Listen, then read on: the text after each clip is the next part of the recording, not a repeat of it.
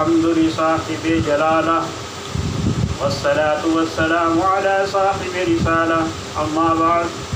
أعوذ بالله من الشيطان الرجيم. بسم الله الرحمن الرحيم. إن الدين عند الله الإسلام. صدق الله مولانا العظيم.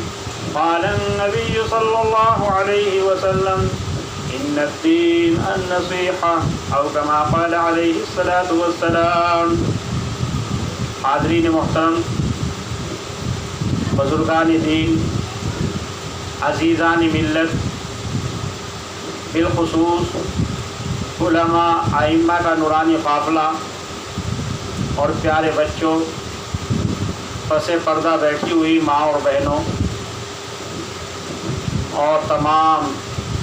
امت مسلمہ کو مخاطب کرتے ہوئے پیارے نبی، ہم سب کے رہبر کائنات، فخر موجودات، وجہ تخلیق کائنات، احمد مجتبیٰ محمد مصطفیٰ صلی اللہ علیہ وسلم نے واقعہ بیان کیا، صحیح مسلم کی روایت میں موجود ہے کہ کل قیامت کے دن پروردگار عالم اپنے سامنے ایک شخص کو بلائیں گے اور بلا کر اس سے کہیں گے کہ اے فلاں، میں بھوکا تھا، تو نے مجھے کھانا نہیں دیا. وہ شخص عرض کرے گا بارگاہ عزی میں: پروردگار، تیری ذات تو بھوک سے، پیاس سے منزہ ہے، کھانے پینے سے بری الذمہ ہے، پاک ہے تیری ذات، اور میں تجھے کیسے کھانا کھلاتا؟ پروردگار عالم اس سے کہیں گے کہ ہاں، دنیا میں ایک شخص تیرے پاس آ کر اس نے اپنی بھوک کا اظہار کیا تھا اور اس نے تجھ سے کھانا طلب کیا تھا، لیکن تو نے اس کی طرف کوئی توجہ نہیں کی. اگر تو اس کو کھانا کھلاتا، اس کی طرف توجہ دیتا، تو مجھے اپنے پاس پاتا اور میری رحمت خاص سا تجھ کو ڈھانپ لیتی. اسی طریقے سے پروردگار عالم دوسرے شخص کو بلائیں گے اور اس سے یہ کہیں گے کہ اے فلاں ابن فلاں، میں پیاسا تھا، تو نے مجھے پانی نہیں پلایا. وہ شخص بھی بارگاہ عزی میں عرض کرے گا کہ پروردگار عالم، تیری ذات اور تیری شخصیت تو کھانے سے، پینے سے، بیوی بچے رکھنے سے منزہ ہے، بری ہے، میں تجھ کو کیسے پانی پلاتا؟ رب کائنات اس سے کہیں گے کہ ہاں اے فلاں شخص، دنیا میں تیرے پاس میرا ایک بندہ آیا تھا جس نے تجھ سے پانی طلب کیا تھا، اپنی پیاس کا اظہار کیا تھا، لیکن تو نے اس کو پانی نہیں پلایا، تو نے اس کی طرف کوئی توجہ نہیں دی. اگر تو اس کو پانی پلاتا تو مجھ کو اپنے پاس پاتا. مجھ کو اپنے پاس پانے سے مراد یہ ہے کہ میری نصرت اور مدد اور میری توجہ تیرے شامل حال ہوتی، اور چاروں اور سے، اوپر سے، نیچے سے، دائیں سے، بائیں سے، چاروں اور سے تیری حفاظت کرتی، میری رحمت خاص سب تجھ کو ڈھانپ لیتی. ایسے ہی اللہ رب العزت تیسرے شخص کو بلا کر کہیں گے کہ اے فلاں ابن فلاں، میں دنیا میں ننگا تھا، تو نے مجھے کپڑا نہیں پہنایا. وہ بھی بارگاہ عزی میں یہی عرض کرے گا: پروردگار عالم، تیری ذات تو کھانے سے، پینے سے، پہننے سے، سونے سے پاک ہے، اونچی ہے، اور تو ان عیوب سے بالکل، ان نقائص سے پاک اور صاف ہے، میں تجھے کیسے کپڑے پہناتا؟ پروردگار عالم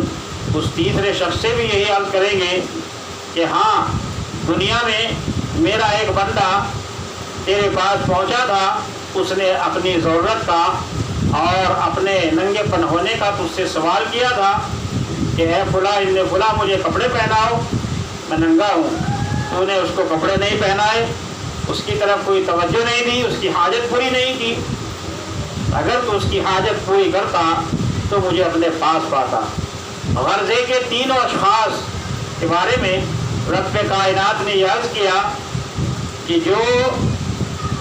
تم میں سے تینوں میں سے یا تینوں میں سے ایک یا دو ان کی ضرورتوں کو پورا کر دیتے تو میں تمہاری طرف متوجہ ہوتا، میری رحمت تمہاری طرف متوجہ ہوتی اور میں تمہیں دنیا میں بھی اور آخرت میں بھی نوازتا۔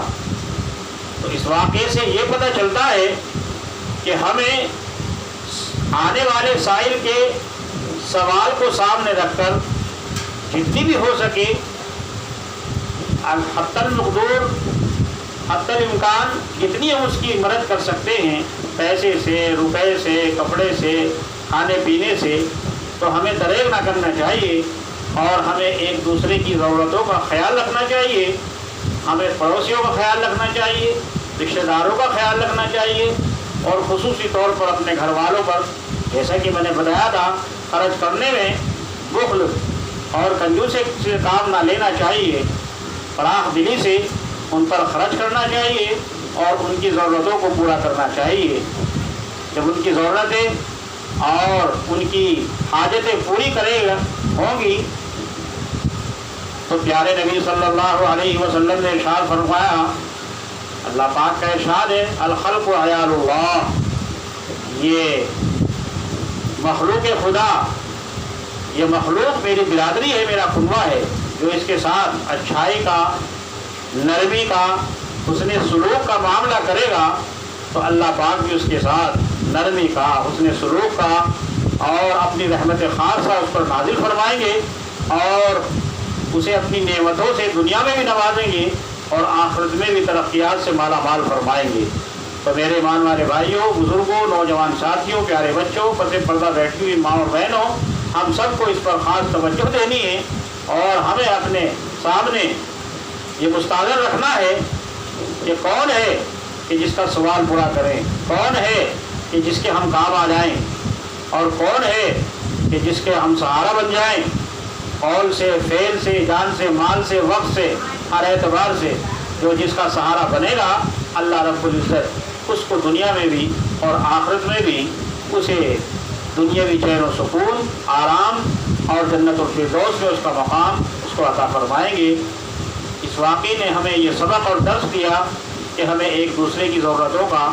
اور ایک دوسروں کی حاجتوں کا خیال رکھنا از حد ضروری ہے تاکہ ہم سے ہمارا رب خوش ہو جائے اور ہمارے نیک اعمال پر دنیاوی اور اخروی اجر و ثواب ہمارے نامہ اعمال میں لکھ دے اور اس کو جاری اور ساری فرما دے۔ تو اللہ بھی اس سے خوش ہوتا ہے جو اللہ کی مخلوق کے ساتھ حسن سلوک کا، نرمی کا، حسن اخلاق کا اور اسی طرح کا فراخ دلی کا مظاہرہ کرتا ہے اور اپنے جان سے، اپنے مال سے، اپنے وقت سے دوسروں کی مدد، دوسروں کے کام آتا ہے اور دوسروں کی جو ہے ضرورتوں کا خیال رکھتا ہے۔ دعا کیجیے اللہ پاک مجھے آپ کو اس حدیث اور اس واقعے کی روشنی میں ایک دوسرے کے ساتھ حسن سلوک کرنے کی اور ایک دوسرے کے ساتھ ہمدردی کرنے کی، خیر خواہی کرنے کی اللہ مجھے بھی آپ کو بھی خوب توفیق نصیب فرمائے۔ وآخر دعوانا الحمد للہ رب العالمین۔